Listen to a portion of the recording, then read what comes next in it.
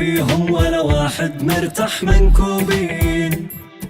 ما بينا مولانا مهما داموا لا كم بيعانوا دون زواجا محرومين.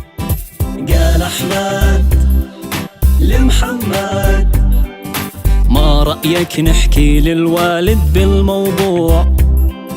رد محمد لا تتكلم لا صدقني وافهمني يا أخي شا تندم. نهرب حرام مش هصير حاجة. والله انك لا توقف. ربينا قلنا والله ما يسمعك.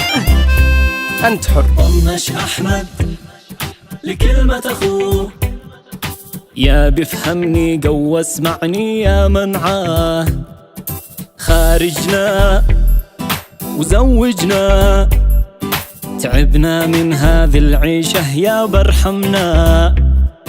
عزبان مساكين ما بش من فينا يهتم، في الحياة مجعجعين كل يوم يزيد الهم. ارحمنا وحس فينا يابا، هي الحياة زادت كآبة، كل يوم يمر من عمري وانا ما سويت حاجة. نفسي اتزوج مثلك والاقي حد يحبني يهتم فيني ما يمل وقت ضيق يضمني. وايام البرد تكون دفا واصحى على وجه جميل، نظرة من عيونه شفا تداوي القلب العليل. وانسى التعب والشقا وانسى حاجات كثير، واكثر شي نفسي انسى كل يوم لما اصحى من النوم وانصدم واقوم على وجه هذا الدبور.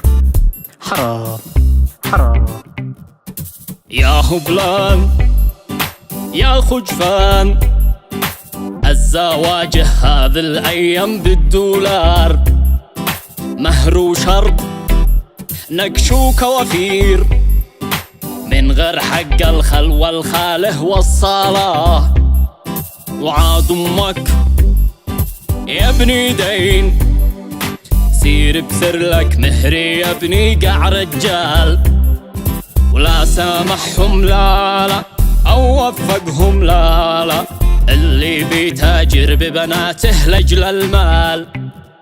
ولا سامحهم لا أو وفقهم لا اللي بيتاجر ببناته لأجل المال.